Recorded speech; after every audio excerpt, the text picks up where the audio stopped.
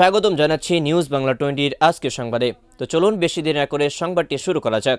আসসালামু আলাইকুম বন্ধুরা, আশা করি সবাই সুস্থ আছেন। বন্ধুরা, ইরানের পররাষ্ট্রমন্ত্রী আব্বাস আগারচি দেশটির পারমাণবিক স্থাপনায় হামলার জন্য যুক্তরাষ্ট্র এবং ইসরায়েলকে ক্ষতিপূরণ দিতে জাতিসংঘের প্রতি আহ্বান জানিয়েছেন। জাতিসংঘের প্রধান এবং নিরাপত্তা পরিষদের সদস্যদের কাছে রবিবার একটি চিঠিতে আগারচি ইরানের বেসামরিক পারমাণবিক স্থাপনায় সাম্প্রতিক হামলাকে যুদ্ধ অপরাধ এবং আন্তর্জাতিক শান্তির বিরুদ্ধে আগ্রাসনের উদাহরণ হিসাবে বর্ণনা করেছেন। যোগ করেছেন যে ইরানকে অবশ্যই হামলার জন্য সম্পূর্ণ ক্ষতিপূরণ এই দুইটি দেশকে দিতে হবে। জনাব আগারচি তার বক্তব্যে বলেন, ইরানের নাতানজ এবং পারস্য উপসাগরীয় উপকূল যে বুশেহর পারমাণবিক বিদ্যুৎ কেন্দ্র রয়েছে তার নিকটবর্তী অঞ্চলে স্থাপনাগুলোতে লক্ষ্য করে হামলা জাতিসংঘের সনদ এবং আন্তর্জাতিক পারমাণবিক সংস্থার যে সংবিধি রয়েছে এবং অস্থায়ী নিয়মের সরাসরি লঙ্ঘন। আন্তর্জাতিক আইনের প্রেক্ষাপটে অবশ্যই এর সুষ্ঠু তদন্ত করে বিচার সুনিশ্চিত করা দরকার। এখন দেখুন, আন্তর্জাতিকভাবে এই ধরনের আবেদন করে কোনো ধরনের ক্ষতিপূরণ যুক্তরাষ্ট্র এবং ইসরায়েল থেকে আদায় করা যাবে না, এটা স্বাভাবিক বিষয়। তবে ইরান এই ক্ষেত্রে তাদের অবস্থানটা পরিষ্কার করতে চাচ্ছে। বিশেষ করে গতকালেই যখন তারা ইসরায়েলের পারমাণবিক স্থাপনায় আক্রমণ করেছে, ইস্যুটি জাতিসংঘের নিরাপত্তা পরিষদে যে কোনো সময়ে তোলা হতে পারে এবং এই ক্ষেত্রে ইরানের বিরুদ্ধে রেজুলেশন পাশ করারও ঝুঁকি রয়েছে। সুতরাং এর পূর্বেই কিন্তু ইরান তার অবস্থানটা পরিষ্কার করলো যে আমরা প্রথমে হামলা করতে চাইনি, আমাদের পরমাণু স্থাপনায় হামলা করার প্রতিবাদে আমরা শুধু প্রতিক্রিয়া দেখিয়েছি। দেখুন, এটি অত্যন্ত শক্তিশালী একটি কূটনীতিক কৌশল, নিজেকে ভিকটিম হিসাবে দেখানো। এক্ষেত্রে কিন্তু জাতিসংঘের নিরাপত্তা পরিষদে ভালো সুবিধা পাওয়া যায়। ইরান কিন্তু এটাই খেলছে। এছাড়াও ইরান পরিষ্কার করেছে যে ইরানের পারমাণবিক স্থাপনায় নতুন করে আবার যদি কোনো হামলা হয় তাহলে হরমুজ প্রণালী বর্তমানে কিছুটা যে ওপেন করে দেওয়া হয়েছে তাও আর থাকবে না, সম্পূর্ণভাবে বন্ধ করে দেওয়া হবে। এখন জাতিসংঘের নিরাপত্তা পরিষদের ভেতর যখন নতুন কূটনীতিক কৌশল নিয়েছে ইরান, এমতো অবস্থায় মধ্যপ্রাচ্যের আরেকটি দেশ সৌদি আরব এই কূটনীতিক ক্ষেত্রে আরও বড় সিদ্ধান্ত নিয়েছে। ইরানি দূতাবাস থেকে ইরানের অন্তত 5 জন কর্মীকে তারা বহিষ্কার করেছে এবং দ্রুত সৌদি আরব ত্যাগ করার নির্দেশ দিয়েছে। অভিযোগ রয়েছে এই কর্মকর্তারা ইরানের হয়ে সরাসরি সৌদি আরবের বিরুদ্ধে গুপ্তচর বৃত্তি করছেন। এখানে বলে রাখা ভালো, দীর্ঘদিন সৌদি আরব এবং ইরানের মধ্যে কোনো কূটনীতিক সম্পর্ক ছিল না। প্রায় 7 থেকে 8 বছর ধরেই দুই দেশের মধ্যে কোনো দূতাবাসও ছিল না একে অন্যের। তবে সর্বশেষ চীনের মধ্যস্থতায় 1 বছর পূর্বেই এই কূটনীতিকভাবে নতুন প্রক্রিয়া শুরু হয় এবং দূতাবাস ওপেন হয়। সেটাও এখন চূড়ান্তভাবে থেমে যেতে পারে বা এই দূতাবাসগুলো প্রত্যাহার হতে পারে, সেই ঝুঁকিও কিন্তু তৈরি হয়েছে।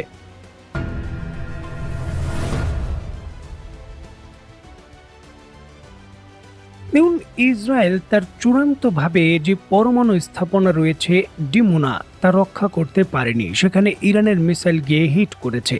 এটি ইসরায়েল তার অস্তিত্বের জন্য সবথেকে বড় হুমকি হিসাবে বিবেচনা করতে পারে।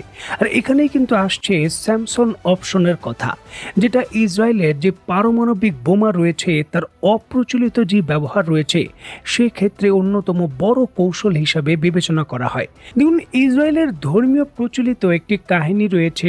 যখন ইসরায়েলি একজন স্যামন নামক ব্যক্তি চূড়ান্তভাবে মন্দির রক্ষা করতে পারেনি, তখন মন্দিরের যে স্তম্ভ রয়েছে তা সরাসরি সরিয়ে দিয়ে মন্দিরটি নিয়েই কিন্তু শত্রুর উপর সরাসরি ভেঙে দেন।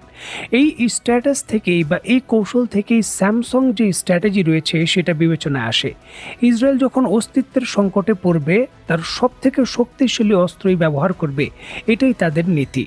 এখন বাস্তবতাকে অস্বীকার করা আসলে যায় না। গত 70 বছরের মধ্যে ইসরায়েল আরব বিশ্বের সঙ্গে 3 থেকে 4টি বড় বড় যুদ্ধ করেছে।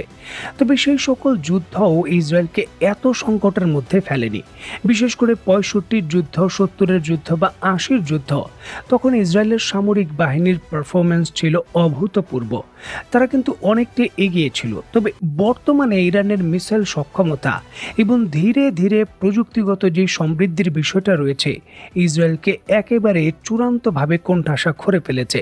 আর এখান থেকেই কিন্তু আশঙ্কা হচ্ছে যে ইসরায়েল চূড়ান্তভাবে তার পরমাণু অস্ত্র ব্যবহার করতে পারে, কারণ যুক্তরাষ্ট্র মধ্যস্থতা করে যদি ইরানের সঙ্গে কোনো চুক্তি করে ফেলে এবং এই যুদ্ধ থেকে বেরিয়ে যেতে চায়, সেটা ইসরায়েলের স্বার্থের জন্য একটি দীর্ঘমেয়াদী সংকট।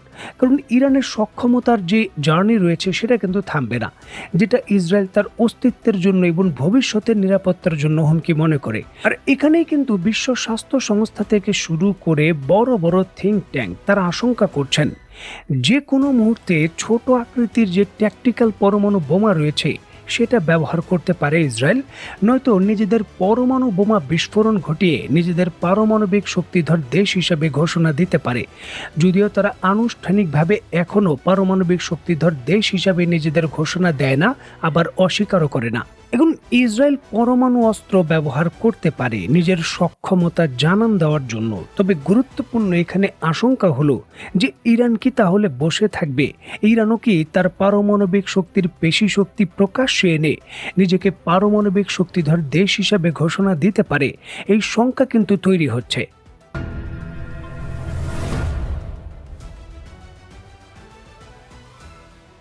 যে কোনো ধরনের সংকটময় মুহূর্তের মধ্যে নিজেকে পারমাণবিক দেশ হিসাবে ঘোষণা দেওয়ার জন্য পরমাণু বোমার বিস্ফোরণ ঘটানোর জন্য 5 থেকে 10টি পরমাণু বোমার মজুদ যথেষ্ট নয়।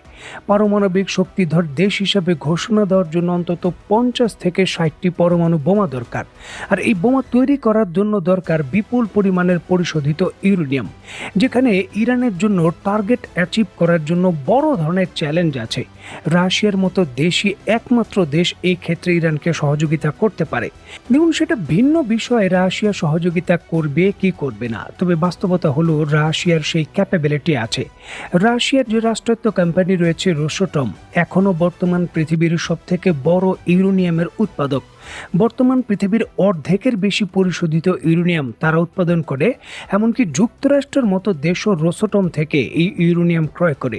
সুতরাং রাশিয়ার সহযোগিতা ইরানকে এই পারমাণবিক ক্ষেত্রে যে কোনো সমীকরণ পাল্টে দেওয়ার জন্য খুবই গুরুত্বপূর্ণ, যেখানে মিস্টার পুতিনও কিন্তু এমনটা সহযোগিতার ইঙ্গিত দিচ্ছেন। অত্যন্ত গুরুত্বপূর্ণ এই ইস্যুটিকে কেন্দ্র করে মিস্টার পুতিন রিসেন্টলি ইরানকে বিশ্বস্ত বন্ধু হিসাবে ঘোষণা দিয়ে অঙ্গীকারবদ্ধ হয়েছেন যে কোনো পরিস্থিতিতে মস্কো বা রাশিয়া ইরানের পাশে থাকবে। তিনি ঘোষণা দিয়েছেন পরিস্থিতি যাই হোক না কেন একেবারে শেষ পর্যন্ত ইরানের পাশে আমরা থাকব। এই ধরনের ঘোষণা আস্থা দেয়, তবে রাশিয়ার বিষয়টিকে কেন্দ্র করে এই আস্থার জায়গা থেকে দীর্ঘ সময় ধরে নির্ভরশীলতার যে বিষয়টা, সেটা সবসময় কিন্তু শঙ্কা থাকে। কারণ রাশিয়া যে কোনো মুহূর্তে তার অবস্থান পরিবর্তন পূর্বেও করেছে, এখনও হয়তো বা করবে, বা ভবিষ্যতেও ঝুঁকি থাকে। এই জন্য দর কষাকষির মাধ্যমে যত দ্রুত বড় কিছু অর্জন সহযোগিতা এই ইরান রাশিয়া থেকে আদায় করে নিতে পারবে, ততটাই কিন্তু শক্তিশালীভাবে এই সংকটময় পরিস্থিতিতে বা এই ধরনের চাপময় পরিস্থিতিতে ইরানের পরিস্থিতি মোকাবেলার সক্ষমতা বাড়বে। দেখার বিষয় যে পরমাণু সমীকরণ যখন নতুনভাবে আলোচনায় আসছে, তখন ইরান আসলে দ্রুতগতিতে কি সিদ্ধান্ত নেয়। তো বন্ধুরা, আজকের মতো বিদায়। নতুন কোনো ভিডিও নিয়ে আবার দেখা হবে।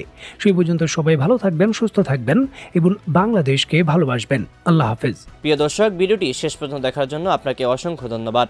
ভিডিওটিতে একটি লাইক দিয়ে চ্যানেলটি সাবস্ক্রাইব করে রাখবেন। দেখা হচ্ছে পরবর্তী কোনো আপডেট সংবাদে।